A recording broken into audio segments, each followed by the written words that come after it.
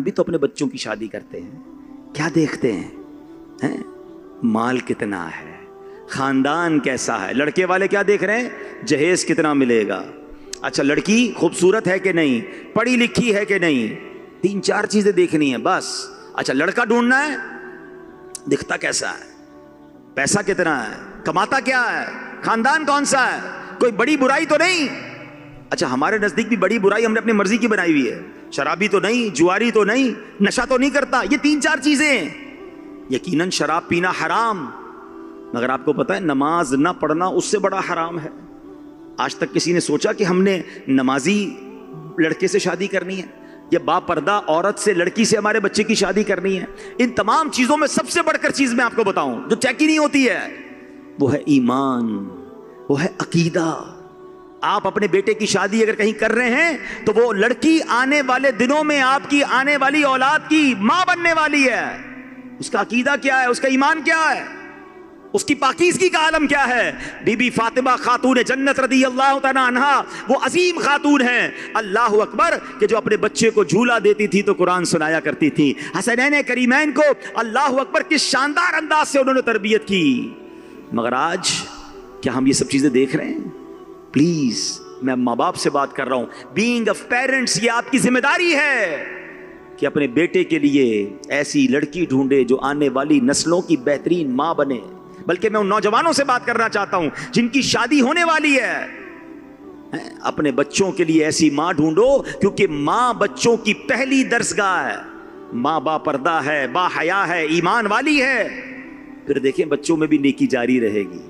بالکل اسی طرح اگر آپ اپنی بچی کے لیے لڑکا تلاش کر رہے ہیں تو آپ نے تو اپنی بچی کو دین سکھایا, پردہ سکھایا, اللہ رسول کی محبت, صحابہ اہل بیت کی محبت دکھائی, اور اب اس گھرانے میں بچے کے ساتھ شادی کر دی کہ جہاں پردہ ہی نہیں ہے, جہاں بے حیائی ہے. اچھا جہاں پر اولیاء کرام کے بارے میں الٹی باتیں ہو رہی ہیں, صحابہ کے بارے میں غلط باتیں ہو رہی ہیں, آپ نے دیکھا ہی نہیں. آپ نے تو یہ دیکھا کماتا کتنا ہے, اچھا پھر یہ بھی نہیں دیکھتے کماتا کتنا, یہ کوسچن مارک ہے, کہاں سے کماتا ہے. یہ سوچا اگر حرام کما رہا ہے تو آپ کی بیٹی کو حرام کھلائے گا نا, آنے والی نسلوں کو بھی حرام کھلائے گا. اور معاذ اللہ اگر سود کا کام کرتا ہے تو پھر یہ تو اللہ سے جنگ ہے. ہم یہ تو دیکھ رہے ہیں کہ مالدار ہے کہ نہیں, یہ تو سوچو مال آ کدھر سے رہا ہے. Please we have to check our priorities. کیا شاندار رشتے نبی پاک نے اپنی بچیوں کے کیے, ساری دنیا کے لیے ایک مثال ہے. ایک بات آج یاد رکھ لو, اور میں ان نوجوانوں سے, میری بہنیں بھی مجھے سن رہی ہوں گی, اللہ کرے آپ کے جن کے رشتے نہیں ہوئے اچھے اور نیک خاندانوں میں رشتے ہوں. ایک پریورٹی یاد رکھنا, رشتہ اس سے کرنا جو اللہ کو راضی کرنے والا ہے. یاد رکھنا جو رب کو راضی رکھے گا نا, اللہ اس کی آنے والی زندگی میں اسے راضی کر دے گا. اور آپ نے رشتہ وہاں کیا جو رب کو ناراض کرنے والا ہے, رزلٹ کے لیے پھر آپ تیار رہیے. سرکار دو عالم علیہ السلام نے فادر ہونے کی حیثیت سے, والد ہونے کی حیثیت سے کیا شاندار انداز پیش کیا.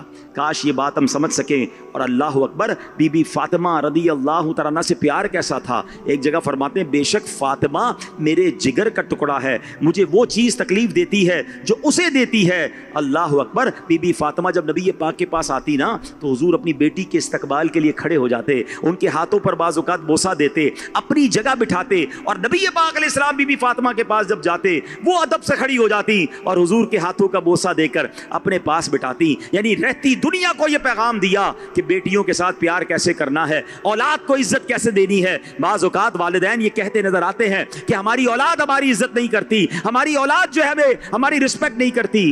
لیکن یہ بھی دیکھ لیں کہ آپ بھی ان سے محبت سے پیش آتے ہیں کہ نہیں. بعض والدین اتنے سخت ہوتے ہیں, اپنے بچوں کے لیے اس قدر شدت کرتے ہیں. میں نہیں کہتا اولاد کو ڈس رسپیکٹ کی اجازت ہے, والدین جتنی سختی کریں اولاد کو ادب کا ہی درس ہے. اور آج کے دور میں والدین کو یہ ریئلائز کرنا ہوگا کہ ہمیں اپنے بچوں کو پیار دینا ہے, شفقت دینی ہے. بچے بڑے ہو جائیں تو مشورے میں شامل کریں, فیملی کے معاملات میں, کاروبار کے معاملات میں انہیں انوالو کریں تاکہ انہیں اونرشپ فیل ہو.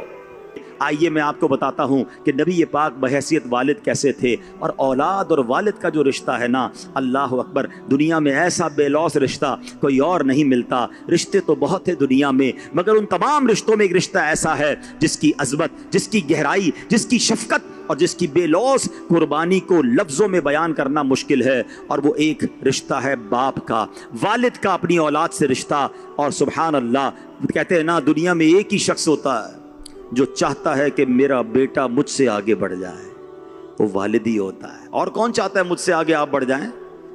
والد چاہتا ہے کہ میرا بیٹا مجھ سے آگے بڑھے، عزت میں آگے بڑھے، دولت میں آگے بڑھے، شہرت میں آگے بڑھے۔ ارے وہ کاندھے پر اس لیے بٹھاتا ہے کہ جہاں تک میری نظر جا رہی ہے میرا بیٹا اور اونچا ہو جائے، اس کی نظر اور دور تک جائے۔ والد کو سایہ دار درخت کہا جاتا ہے، کیوں کہ درخت کے نیچے جب میں اور آپ کھڑے رہتے ہیں تو اوپر والے پتے دھوپ کو سہتے ہیں، اوپر والے پتے گرد اور مٹی کو اپنے اوپر لے لیتے ہیں، نیچے کھڑے ہونے والے کو سایہ دیتے ہیں۔ ساری زندگی والد یہ کام کرتا ہے، مگر جب یہ والد اللہ اکبر ہمارے پیارے آقا علیہ السلام ہوں تو اب یہ رشتہ صرف محبت کا نہیں، رحمت، عزت اور کردار سازی کی وہ مثال بن جاتا ہے جو رہتی دنیا کے والدین کے لیے روشن چراغ ہے۔ ایک وہ دور تو ذرا یاد کریں، میرے آقا کا دور کیا ہے، جب عرب کے صحراؤں میں بیٹی پیدا ہوتی تھی نا تو صفے ماتم بچ جاتی تھی، والد کا چہرہ سیاہ ہو جاتا تھا، سارا دن منہ چھپائے گھومتا تھا، سوچتا تھا کہ اس کو بچی کو باقی رکھنا ہے یا زندہ دفن کر دینا ہے۔ جی ہاں، بچی کے پیدا ہونے پر اس طرح ماتم ہوتا تھا، اس طرح تکلیف ہوتی تھی جیسے اللہ نہ کرے کوئی بہت بڑی سزا مل گئی ہے۔ بیٹا پیدا ہو تو جناب تحفے اور دعوتیں ہو رہی ہیں، اور بیٹی پیدا ہونے کو ذلت تصور کیا جاتا تھا۔ قرآن کیا کہتا ہے، اس دور کا حال کیسا تھا؟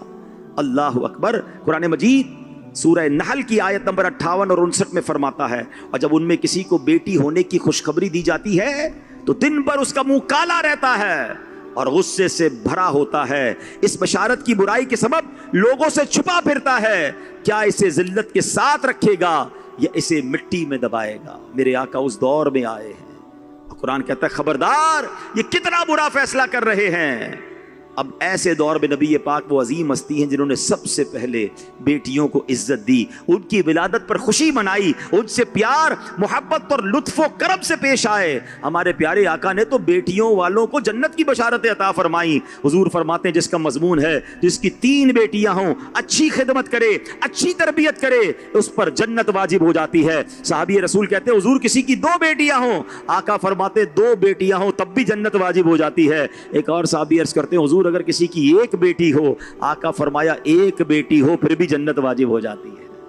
یاد رکھیے جب اولاد ہونا تو بینگ اے فادر سب سے پہلا اچھا کام یہ کہ ان کے اچھے نام رکھے جائیں۔ آج کل نام کے معاملے میں بھی عجیب ریس لگی ہوئی ہے، نام رکھنا ہے اور یونیک رکھنا ہے، ایسا نام رکھنا ہے جو پورے محلے میں کسی کا نہ ہو، بلکہ اس کا معنی بھی کوئی نہ بنتا ہو، بلکہ معنی غلط بھی بنتا ہوتا تو بھی فکر نہیں ہوتی۔ ارے اللہ کے بندوں، ایسا نام کیوں رکھنا ہے؟ نام وہ رکھیں جو اللہ والوں کے نام پر ہو، ان کی نسبت ملے، ان کی برکتیں ملے، صحابہ کے نام، اہل بیت کے نام۔ تو کوشش کریں اپنے بچوں کے پیارے نام رکھیں، اور سبحان اللہ پھر اولاد کے لیے اچھے رشتے تلاش کرنا یہ والدین کا کام ہے۔ نبی پاک نے بحیثیت والد کیا پیارے رشتے تلاش کیے۔ آپ کے تمام بیٹے جو تھے وہ نبی پاک علیہ الصلوۃ والسلام کی حیات طیبہ میں اپنے بچپن کے عالم میں ہی دنیا سے چلے گئے، مگر بیٹیاں جو بڑی ہوئیں نبی پاک نے رشتے کہاں کیے۔ حضرت زینب رضی اللہ تعالیٰ کی شادی نبی پاک نے ابو العاص بن ربیع رضی اللہ تعالیٰ سے فرمائی، اور سبحان اللہ میرے آقا ان کی تعریف میں فرماتے اس نے جو مجھ سے بات کہی سچ کہی، جو وعدہ کیا پورا کیا، وہ ایسے سبحان اللہ اچھے انسان تھے۔ اور اس کے بعد نبی پاک نے سبحان اللہ حضرت رقیہ کا جہاں تک تعلق ہے ان کی شادی کس سے کی؟ حضرت عثمان بن عفان رضی اللہ تعالیٰ عنہ سے۔ حضرت رقیہ کا جب وصال ہو گیا، حضرت ام کلثوم کی شادی پھر نبی پاک نے حضرت عثمان سے کی، اور فرمایا اگر میری 100 بیٹیاں ہوتی اور ایک کے بعد ایک ان کا انتقال ہوتا تو اپنی ساری بیٹیاں عثمان بن عفان کے نکاح میں دے دیتا۔ کیا شاندار ہستی ڈھونڈی۔ آقا فرماتے ہیں کہ میری امت میں سب سے زیادہ پیکر شرم و حیا اور معزز و مکرم عثمان ابن عفان رضی اللہ تعالی عنہ ہیں۔ اور سبحان اللہ جب بات آتی ہے بی بی فاطمہ خاتون جنت رضی اللہ تعالی عنہ کی تو نبی پاک نے ان کا رشتہ کس سے کیا؟ مولا کائنات مولا علی شیر خدا کرم اللہ تعالی وجہ الکریم سے۔ اب مجھے اور آپ کو سیکھنے کے لیے کیا مل رہا ہے؟ میں نے کہا تھا نا ہم بیان بھی کرتے رہیں گے، اپنے لیے سیکھنے کے مدنی پھول بھی لے کر جاتے رہیں گے۔ سبحان اللہ میرے آقا اپنی ازواج سے، اپنی مبارک ازواج سے مشورے کیا کرتے، حضور علیہ الصلوۃ والسلام اپنی ازواج کے ساتھ کیسے تھے بحیثیت شوہر؟ اب اگر بات کروں میں، اللہ اکبر، حضور خود فرماتے ہیں صلی اللہ تعالی علیہ وسلم، تم میں بہترین وہ ہے جو اپنے گھر والوں کے ساتھ بہترین ہے، اور سن لو میں تم سب سے زیادہ اپنے گھر والوں کے ساتھ بہترین ہوں۔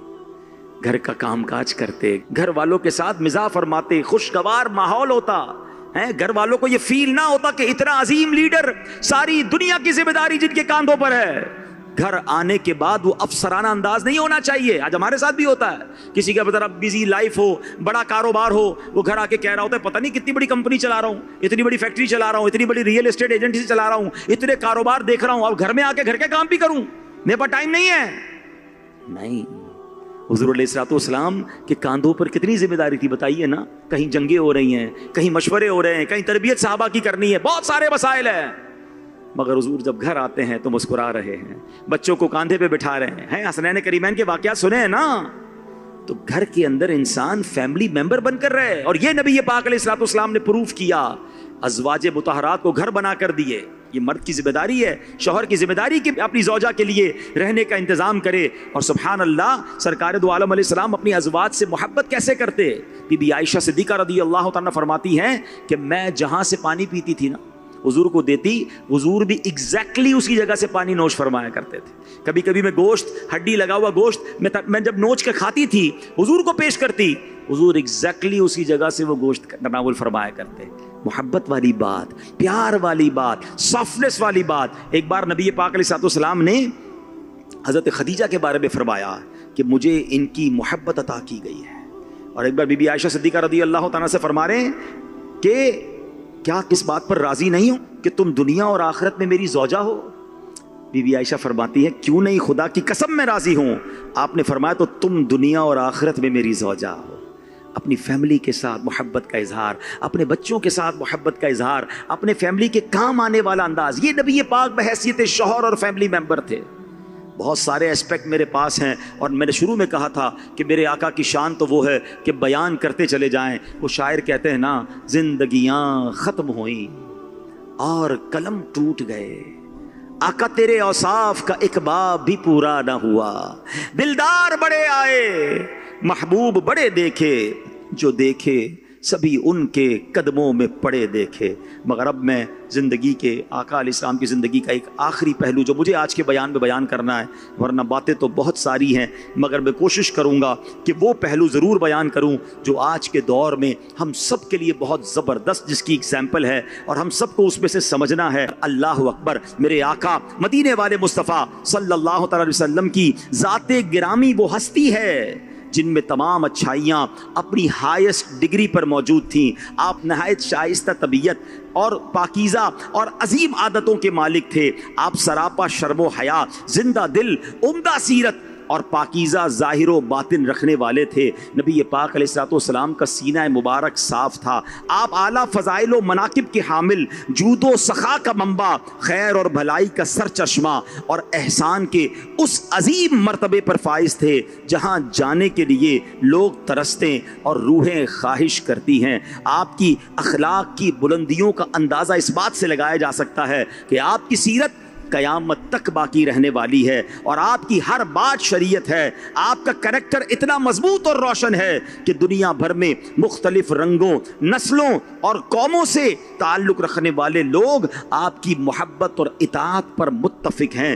بادشاہ ہو یا غلام، بوڑھے ہوں یا جوان، مرد ہو یا عورت، امیر ہو یا غریب، فقیر ہو یا جناب مالدار، ہر ایک نے آپ سے محبت کی، اور آپ اپنی شفقت و محبت اور اعلیٰ اخلاق سے ان سب کے دلوں کے بادشاہ بن گئے۔ آپ نے ان کی روحوں کو اپنا اسیر بنا لیا، اپنے جود و کرم سے انہیں اپنا غلام بنا لیا، اپنے لطف و کرم سے لوگوں کو اپنا گرویدہ کر لیا۔ اے میرے پیارے اسلامی بھائیوں، آج کے بیان میں نبی پاک کی سیرت تو بیان ہوگی، مگر سیرت کے میں وہ پہلو بیان کرنا چاہوں گا جو ہم سب کی زندگی میں کوئی بدلاؤ لا سکیں. ہم یہاں سے جب اٹھ کر گھر جائیں تو چاہے وہ اسلامی بھائی ہوں, چاہے وہ اسلامی بہنیں ہوں, وہ کچھ ایسے سیرت کے پھول لے کر جائیں جو ہم سب اپنے دل کے مدنی گلدستے میں سجاتے چلے جائیں. میرے آقا سب کے لیے مہربان, نبی پاک سب کے لیے شفیق, مگر اللہ اکبر جو ڈپرائیوڈ لوگ ہوتے تھے, جو محروم لوگ ہوتے تھے, جو دکھی ہوتے تھے, حضور علیہ الصلوۃ والسلام ان پر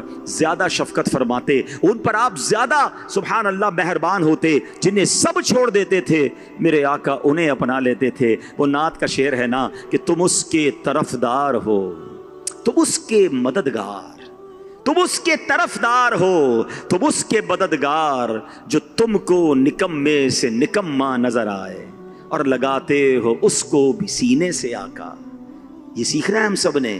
ہم کس کو سینے لگاتے ہیں, ہم کس کو دوست بناتے ہیں, ہم کس پر اپنی شفقتوں کے پھول نچھاور کرتے ہیں جو ہمارے لیول کا ہو, ہمیں اس سے کوئی فائدہ ہو سکے, ہمیں جناب اس کی وجہ سے کوئی شہرت, کوئی دولت, کوئی فائدہ ملے. مگر حضور کس پر شفقت فرما رہے ہیں, کس پر زیادہ مہربانی ہے؟ تم اس کے طرفدار ہو, تم اس کے مددگار, جو تم کو نکمے سے نکما نظر آئے اور لگاتے ہو اس کو بھی سینے سے. آقا جو ہوتا نہیں منہ لگانے کے قابل. یتیموں کا حال اس زمانے میں بہت برا ہوتا تھا. لوگ یتیموں کے مال پر قبضہ کر لیتے, ان کے ساتھ ظلم کرتے. نبی پاک علیہ الصلوۃ والسلام کا کیا انداز تھا, آپ یتیموں سے بے پناہ محبت فرماتے. غزوہ احد میں حضرت اقربہ رضی اللہ تعالیٰ عنہ جب شہید ہو گئے تو ان کے بیٹے بشیر بن اقربہ رضی اللہ تعالیٰ عنہ رو رہے تھے. نبی پاک علیہ الصلوۃ والسلام ان کے قریب سے گزرے, دیکھا ایک یتیم بچہ ہے جس کے والد شہید ہو گئے ہیں, آنکھوں میں آنسو ہیں. اللہ اکبر. میرے آقا علیہ السلام نے فرمایا اے پیارے کیوں روتے ہو, کیا تمہیں یہ بات پسند نہیں کہ میں تمہارا والد اور عائشہ تمہاری والدہ ہو جائے؟ لک ایٹ دا وے کہ والد چلا گیا نا, گھبراؤ نہیں, اب تم میرے بچے ہو. اور ایسا ہی ہوا. نبی پاک علیہ الصلوۃ والسلام نے کیا کیا, حضرت بشیر بن اقربہ خود فرماتے رضی اللہ تعالیٰ عنہ, میرے آقا سے میں نے عرض کی یا رسول اللہ کیوں نہیں, اور یہ سن کر میرے اداس اور غمزدہ دل کو قرار آ گیا. ایک اور واقعہ, حضرت جعفر طیار رضی اللہ تعالیٰ عنہ جنگ موتا میں شہید ہوئے. نبی پاک علیہ السلام جب ان کے گھر گئے, ان کے بچوں کو اپنے پاس بلایا, پیار کیا, سر پر ہاتھ پھیرا, تو نبی پاک کی خود آنکھوں سے حضرت جعفر کی جدائی میں, کیونکہ آپ کزن تھے, نبی پاک بہت پیار کرتے تھے, تو آنکھوں سے آنسو بہ نکلے, یہاں تک کہ آپ کی داڑھی مبارکہ آنسو سے تر ہو گئی. حضرت جعفر کے جو بیٹے عبداللہ تھے اس وقت بچے تھے, نبی پاک اس یتیم بچے کو اپنے گھر لے گئے, 3 دن اپنے ساتھ رکھا, کھلایا پلایا, اس کی ٹیک کیئر کی. پہلا پھول. میں نے کہا تھا کہ آج بیان میں ہم اوصاف مصطفیٰ تو سنیں گے مگر ساتھ اپنے لیے بھی کچھ لے کر جانا ہے. جو آج کے بیان کا پہلا پوائنٹ جو ہم نے لینا ہے کہ یتیموں کے ساتھ اچھا برتاؤ کریں, مسکینوں کے ساتھ اچھا برتاؤ کریں, زمانے میں جو محروم لوگ ہیں ان پر شفقت کریں. اور یتیم کے بارے میں تو نبی پاک علیہ السلام فرماتے ہیں جس کا مضمون ہے کہ سب سے اچھا گھر وہ ہے جس گھر میں یتیم ہو اور اس کے ساتھ اچھا سلوک کیا جاتا. فرمایا سب سے برا گھر وہ ہے جس میں یتیم ہو اور اس کے ساتھ برا سلوک کیا جاتا. اور یتیم کی کفالت کرنے والے کے بارے میں نبی پاک فرماتے ہیں کہ میں اور یتیم کی کفالت کرنے والا جنت میں اس طرح ساتھ ہوں گے. یعنی اپنی دونوں انگلیوں کو ملا کر فرمایا. حضور علیہ الصلوۃ والسلام نے یتیم کی اچھی کفالت کرنے والے کو اپنے ساتھ جنت میں لے جانے کی بشارت عطا فرمائی ہے. مگر آج کے دور میں بھی یہ خبریں ملتی ہیں کہ لوگ یتیم کا مال کھا جاتے ہیں, ورثہ نہیں دیتے. بھائی ہوتے ہیں مگر دیکھتے ہیں بھائی دوسرا چھوٹا ہے, ابھی اس کو معلوم ہی نہیں, بعض اوقات اس کا مال کھا جاتے ہیں. رشتہ دار انتقال ہو گیا والد کا, معلوم ہے کہ بچہ یتیم ہے, مگر اس کے ورثے پر قبضہ کر لیتے ہیں. ایسا کبھی نہ کیجئے گا, یہ جہنم میں لے جانے والا کام ہے. بلکہ میں ایک مشورہ دوں گا جن کو بالخصوص اللہ نے نوازا ہے کہ اگر آپ کے گھر میں 2 بچے ہیں, 3 ہیں, 4 ہیں, 5 ہیں, اللہ آپ کے بچوں کو اور سلامتی عطا فرمائے. ہونا یہ چاہیے کہ ہم یہ پلان کریں کہ اگر میرے 3 بچے ہیں تو کم از کم 1-2 یتیم بچے جو ہے نا اس کی کفالت بھی میری ذمہ داری ہو. ہم نارملی کاروبار میں کیا کرتے ہیں کہ یار ذرا پراپرٹی کے بزنس کے ساتھ ساتھ کوئی اور بزنس بھی کر لو. کہتے ہیں نا do not put all the eggs in one basket. سارے انڈے ایک باسکٹ میں مت رکھو بھائی, پراپرٹی ڈاؤن ہو جائے گی تو گھر کیسے چلے گا. لوگ 4 5 6 جگہ اپنی انویسٹمنٹ کرتے ہیں تاکہ ہر طرف سے پروفٹ آتا رہے. میں آج اجتماع میں ایک مشورہ دینا چاہوں گا. انشاءاللہ نمازی ہوں گے, آپ روزے رکھتے ہوں گے, آپ نے ماشاءاللہ عمرہ یا حج بھی کیا ہوگا, آپ صدقہ خیرات بھی کرتے ہیں. 4 5 6 جگہ سے نیکی آ رہی ہے نا, یہ والی نیکی بھی اپنے باسکٹ میں شامل کر لیں کہ میں کسی یتیم کی کفالت ضرور کروں گا. کیونکہ نبی پاک علیہ الصلوۃ والسلام نے فرمایا کہ جنت میں ساتھ لے کر جائیں گے. تو تلاش کریں اپنے قریب رشتہ داروں میں, اپنے غریب ملازمین میں تلاش کریں. اگر کوئی یتیم بچہ ہے اس بچے کی کفالت لے لیں. یہ نبی پاک کا انداز بھی ہے, یہ سنت بھی ہے, اور آپ کی سیرت سے سیکھنے والا عمل بھی ہے. سبحان اللہ, میرے آقا کی شفقت کا انداز یہ تھا. میں نے کہا نا کہ آپ سب پر مہربان, مگر مہربانی میں ٹاپ پریورٹی کس کو ہوتی تھی؟ جو زیادہ دکھی ہے, جو زیادہ پریشان ہے, جس کو کوئی نہیں پوچھ رہا. آپ بھی کبھی ایسا کر کے دیکھو. اب ذرا غور کریں, صبح ہو گئی, اب صبح سے آج رات ہو گئی ہے نا, آج صبح سے رات تک ہم کس کس سے ملیں؟ آپ بھی چیک کریں, میں بھی چیک کرتا ہوں. اپنے گھر والوں سے ملے ہوں گے, اپنے دوستوں سے ملے ہوں گے, کچھ کاروباری لوگوں سے ملے ہوں گے. وہ سارے لوگ کیسے تھے یار؟ وہ سارے تو میرے قریب کے لوگ تھے, میرے لیول کے لوگ تھے, میرے جاننے والے تھے. اس پورے دن میں کسی ایسے سے ملاقات ہوئی جس سے کوئی نہیں ملتا؟ اس پورے دن میں کسی ایسے کو مسکرا کر دیکھا جس کے سامنے کوئی نہیں مسکراتا؟ Please try to understand. یہ وہ نیکی ہے, یہ وہ وصف ہے جو آپ کو لوگوں کے لیے ہر دل عزیز بنا دے گا. تلاش کریں ایسے لوگوں کو. کچھ معذور ہوتے ہیں, کچھ غریب ہوتے ہیں, کچھ ڈپرائیوڈ ہوتے ہیں, جنہیں کوئی ہاتھ نہیں ملاتا. مسجد کے اندر بھی جاتے کوئی نہیں ملتا. آپ کسی ایسے بندے کو ایک بار سینے سے لگا کر دیکھ لیں, اس کی آنکھوں میں آنسو آ جائیں گے. مگر آپ کے لیے جب اس کے دل سے دعا نکلے گی نا, آپ کو نہیں معلوم آپ کے کتنے دکھ دور ہو جائیں گے. تو یہ جب بھی چلتے پھرتے آتے جاتے کوئی ایسے لوگ نظر آئے نا, رک جائیں, ملیں ان سے, مسکرائیں, پیار دیں, ہو سکے تو کچھ ہیلپ کر دیں.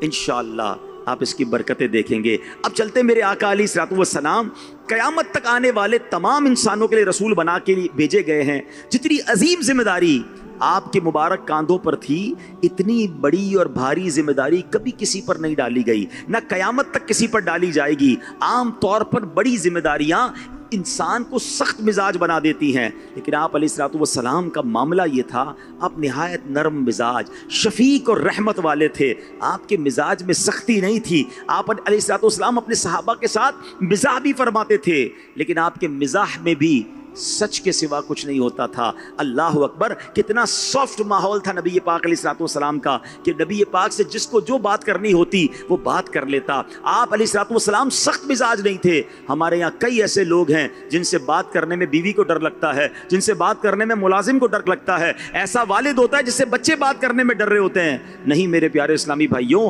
کونین کے والی ہیں صلی اللہ تعالی علیہ وسلم, مگر بچوں سے لے کر بوڑھے تک, گاؤں والوں سے لے کر محلے والے تک, پیارے آقا سے جو سوال کرنا ہوتا, جو بات کرنی ہوتی, everybody have access to رسول پاک علیہ الصلوۃ والسلام. اب میں غور کروں کہ میں ایکسیسیبل ہوں, لوگ مجھ سے بات کر سکتے ہیں کہ نہیں, اور اگر ایسا ہے تو اپنے مزاج کو نرم کیجئے, اپنی چہرے پر مسکراہٹ لائیے. مزاح کا ماحول کیسا تھا دیکھیں. آج کل ہم لوگ بھی ہنسی مذاق کرتے ہیں, مگر ہماری ہنسی مذاق بعض اوقات دل آزاری پر مبنی ہوتی ہے, کبھی جھوٹ پر مبنی ہوتی ہے. مذاق میں کسی کو ذلیل کیا جا رہا ہوتا ہے, یہ مذاق حرام ہے, یہ دل آزاری والا جائز نہیں. سنو میرے آقا نے کیسے مسکراہٹیں بکھیری, کیسا پیارا انوائرمنٹ تھا رسول پاک علیہ الصلوۃ والسلام کا. ایک بار نبی پاک علیہ الصلوۃ والسلام کی بارگاہ میں ایک شخص آیا, عرض کرتا ہے حضور مجھے سواری کا جانور دے دیں. حضور علیہ الصلوۃ والسلام فرماتے ہیں کہ میں تمہیں سواری کے لیے اونٹنی کا بچہ دوں گا.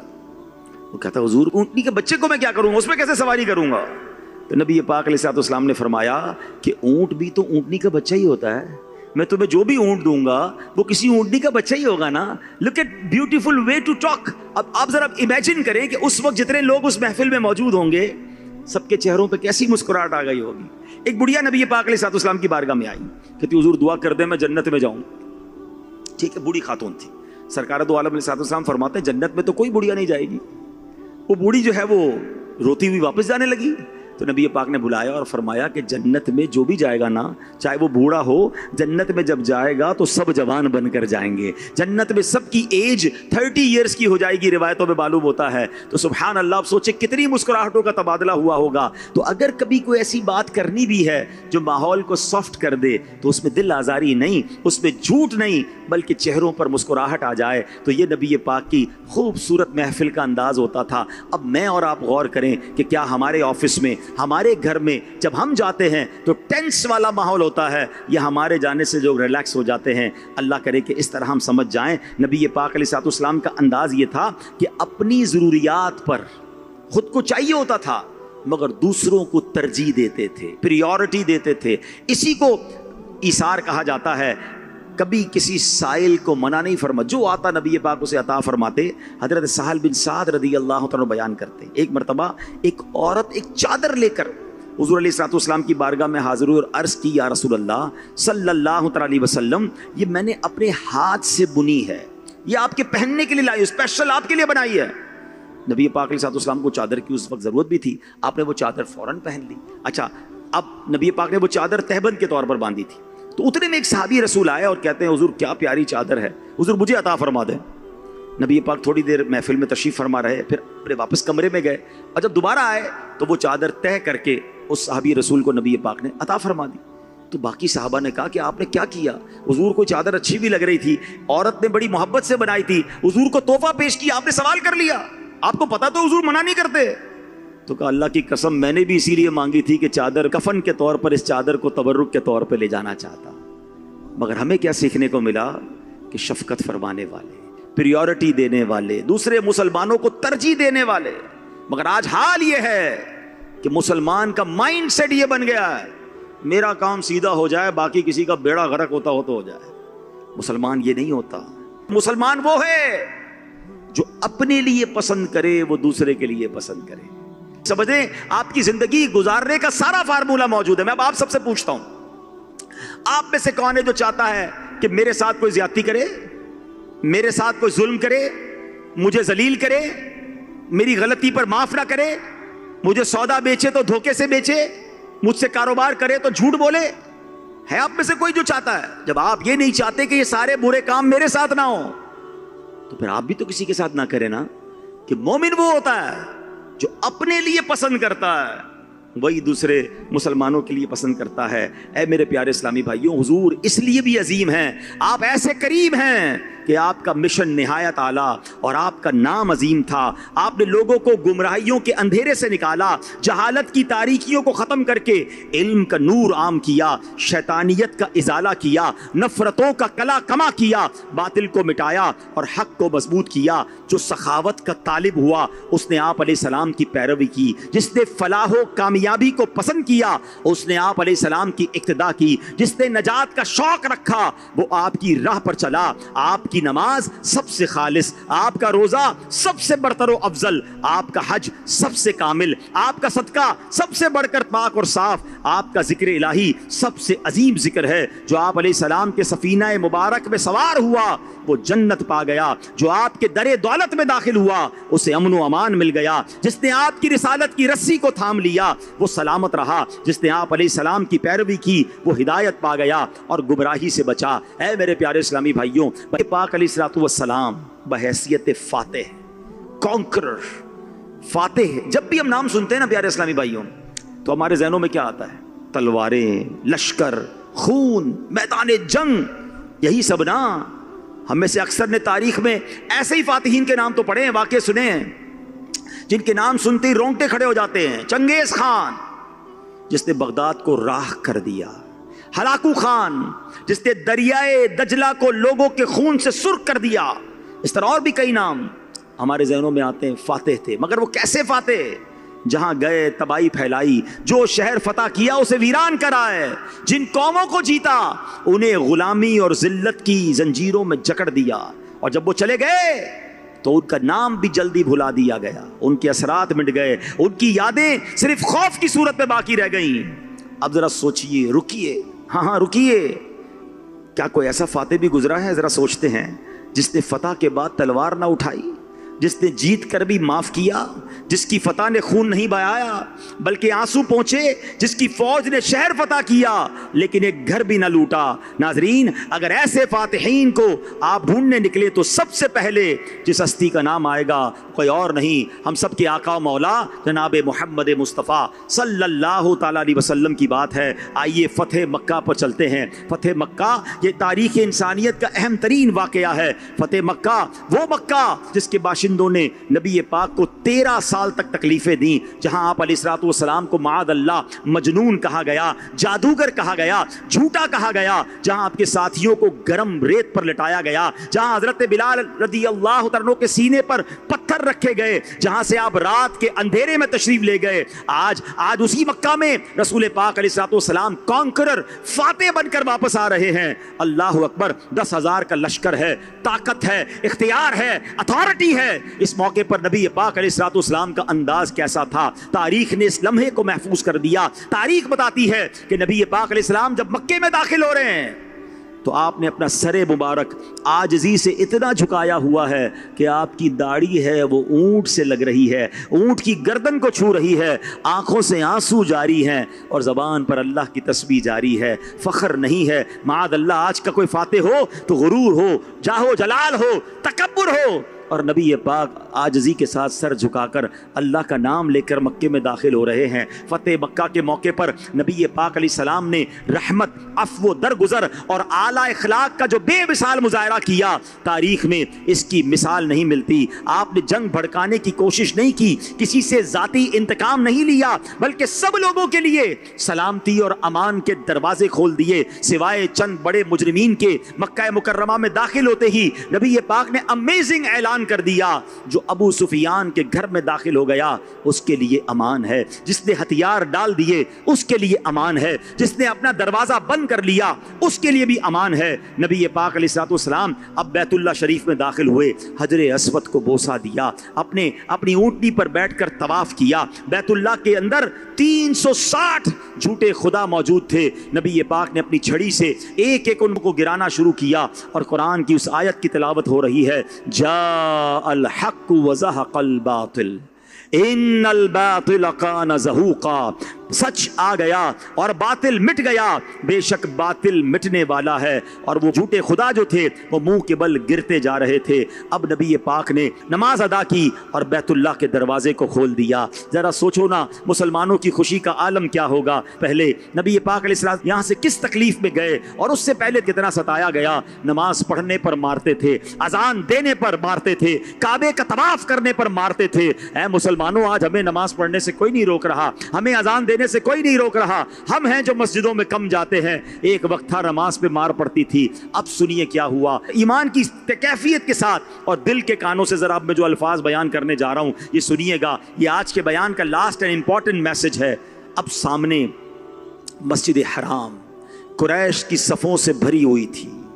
پیارے آقا علیہ الصلوۃ والسلام نے دروازے کے بازوؤں کو پکڑ کر خطبہ دیا، جس میں اللہ کی وحدانیت کا اعلان کیا، تمام باطل رسومات کو اپنے مبارک قدموں تلے رون دیا۔ اور اب نبی پاک نے کیا فرمایا، ایک خدا کے سوا اور کوئی معبود سچا نہیں، اس کا کوئی شریک نہیں۔ خدا نے اپنا وعدہ سچ کیا اور اپنے بندے کی مدد کی اور کافروں کے گروہوں کو سنگل ہینڈڈلی تنہا شکست دی۔ خطبے کے بعد نبی پاک اب متوجہ ہوئے، مسجد بھری ہوئی ہے۔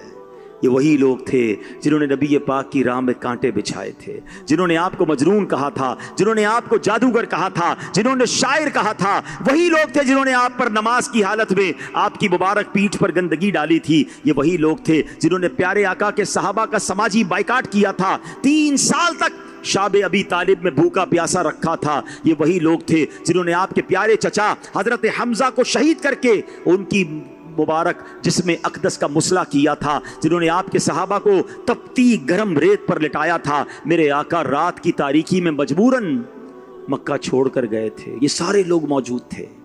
نبی پاک کے ساتھ جو قریش کے لوگوں نے سلوک کیا تھا نا، سب ان کے پیش نظر تھا۔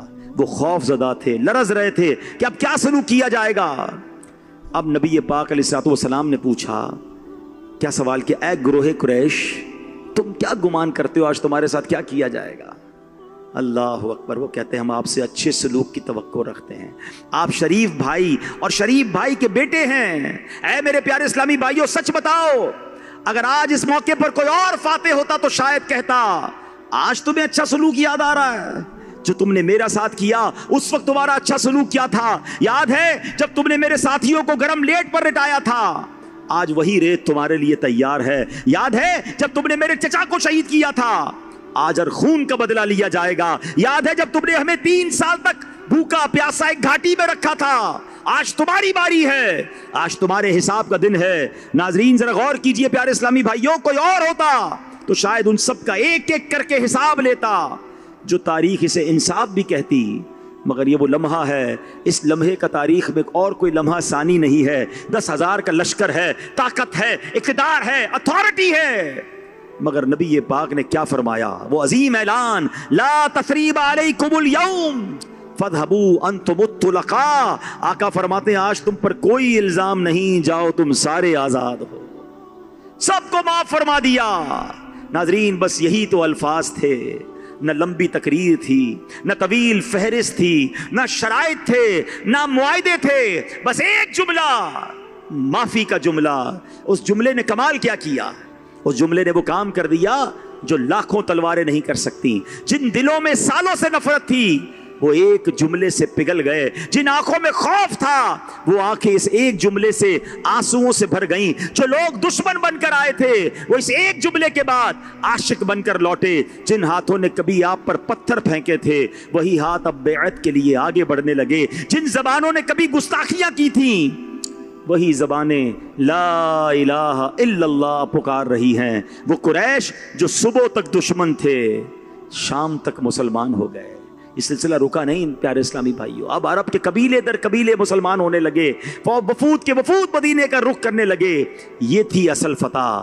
تلوار کی فتح نہیں, محبت کی فتح. خوف کی فتح نہیں, معافی کی فتح. انتقام کی فتح نہیں, رحمت کی فتح. بتاؤ نا, ہلاکو خان کو یاد کیا جاتا ہے نفرت کے ساتھ, مگر سبحان اللہ میرے آقا کو آج 1400 سال سے زیادہ عرصہ ہو گیا ہے, لیکن نبی پاک کو دنیا کے ہر کونے میں, ہر زبان میں, ہر اذان میں, ہر نماز کے درود میں, ماؤں کی لوریوں میں, بچوں کی تعلیم میں, ہر جگہ ہر وقت محبت سے یاد کیا جاتا ہے, کیونکہ نبی پاک نے دلوں کو فتح کیا تھا. This is the message for all of you. دل فتح کرنا جیتے ہیں, دشمنیاں چھوڑ دیں. آج چھوٹی چھوٹی بات پر ہم نے دشمنیاں پالی ہیں. میں فلاں سے بات نہیں کرتا, میں فلاں سے بزنس نہیں کرتا, میں فلاں کے گھر نہیں جاؤں گا, ہمارا ان سے رشتہ کوئی نہیں ہے. قبیلوں میں دشمنیاں ہیں, خاندانوں میں دشمنیاں ہیں. ارے اللہ کے بندو, یہ تو اسلام سے پہلے کی باتیں تھیں, مگر ہم مسلمان ہو کر دشمنی رکھے, معاف نہ کریں, درگزر نہ کریں. کوئی ہے ایسا اس ہال میں جس پر اس پر یا اس کی فیملی پر اتنا ظلم ہوا ہو جتنا نبی پاک اور صحابہ پر ہوا تھا؟ ہے کوئی کہ ہمارے کسی رشتہ دار کو شہید کر کے اس کے جسم کے ٹکڑے کیے ہوں؟ کیا کر دیا ہمارے رشتہ داروں نے, کیا کر دیا ہمارے مسلمان بھائیوں نے؟ ارے ہو گئی غلطی. تھوڑی سی زندگی ہے, محبت کے ساتھ جینا ہے, نفرت کے ساتھ نہیں. تو آج کے اجتماع سے یہ پیغام لے کر جانا ہے کہ حضور علیہ الصلوۃ والسلام دشمنوں کو معاف کرنے والے, نفرتیں نہیں محبتیں پھیلانے والے ہیں. تو میری ذات بھی نفرت نہیں محبت پھیلائے گی. میں حضور کا امتی ہوں نا. شعر تو سب کو یاد ہوگا, سلام اس پر کہ جس نے خون کے پیاسوں کو کوائیں دی, سلام اس پر کہ جس نے گالیاں سن کر دعائیں دی. کبھی ہوا زندگی میں ایسا گالی سن کر ہم نے دعا دی ہو؟ ہم تو کہتے ہیں میں بتاتا ہوں میرے کو گالی دیا, بتاتا ہوں مجھے کتنی گالیاں یاد ہیں. نہیں پیارے اسلامی بھائی, یہ آج سیکھ کر جائیں. اگر واقعی حضور علیہ السلام سے, ان کی سیرت سے کچھ لے کر جانا ہے. یہ عورتوں میں زیادہ پرابلم ہے کہ فلاں رشتہ دار کے گھر نہیں جانا, فلاں کو معاف نہیں کرنا, دعوت میں نہیں بلایا تھا, بلایا تو اچھا کھانا نہیں کھلایا, پراپر طریقے سے رسپیکٹ نہیں دی, اچھا تحفہ نہیں دیا, اپنے بچے کی شادی میں بھول گئے. ارے چھوڑ دو, ایسی باتیں ہو جاتا ہے. اور یہ یاد رکھیے کہ ایک مسلمان دوسرے مسلمان سے قطع تعلق کی کرے, یہ اسلام میں سخت ناپسندیدہ ہے. تو اے میرے پیارے اسلامی بھائیوں، میں صرف 3-4 زندگی کے گوشے نبی پاک کے بیان کر سکا۔ واللہ ایسی کمال ہستی ہے میرے آقا کہ بیان کرتے چلے جائیں، ہر ایسپیکٹ آف دا لائف، زندگی کا ہر گوشہ ہمارے لیے رول ماڈل ہے۔ واقعی اگر زندگی اچھی گزارنی ہے تو میرے آقا کی سیرت کو پڑھیں۔ مشورہ دوں گا، اپنے گھر میں سیرت مصطفیٰ کتاب لیجئے، خود بھی پڑھیں، اپنے بچوں کو بھی پڑھائیں، اور سب مل کر دیکھیں کہ میرے آقا کی مبارک حیات کیسی تھی۔ ہر شخص کو تاجر ہو، میں تو تاجر بحیثیت تاجر بھی لایا تھا اپنے لیے کافی ساری چیزیں لے کر، لیکن اب وقت کافی ہو گیا۔ تو بہرحال اگر کوئی تاجر ہے، کوئی لیڈر بننا چاہتا ہے، کوئی لا میکر بننا چاہتا ہے، کوئی قانون ساز ادارہ کھولنا چاہتا ہے، کوئی انصاف کا ماحول بنانا چاہتا ہے، واللہ میرے آقا سب کے لیے رول ماڈل ہیں۔ آپ پڑھیں تو صحیح نبی پاک کی سیرت کو، ہر جہت نرالی ہے، ہر کمال نرالا ہے، ہر وصف نرالا ہے۔ اللہ اکبر۔ بریلی کے تاجدار لکھتے ہیں نا کہ وہ کمال حسن حضور ہے کہ گمان نقص جہاں نہیں، یہی پھول خار سے دور ہے، یہی شمع ہے کہ دھواں نہیں۔ میرے آقا ایسے باکمال ہیں کہ جن کے بارے میں نقص تو دور کی بات ہے، نقص کا گمان بھی نہیں ہے۔ سبحان اللہ۔ شہنشاہ سخن لکھتے ہیں، ایسا تجھے خالق نے طرح دار بنایا، یوسف کو تیرا طالب دیدار بنایا۔ اعلیٰ حضرت کے شعر پر اپنی گفتگو کو اب ختم کرنے جا رہا ہوں کہ جتنا بھی بیان کر لیں، آخر میں یہی جملہ زبان پر آتا ہے کہ لیکن رضا نے ختم سخن اس پہ کر دیا، لیکن رضا نے ختم سخن اس پہ کر دیا، خالق کا بندہ خلق کا آقا کہوں تجھے۔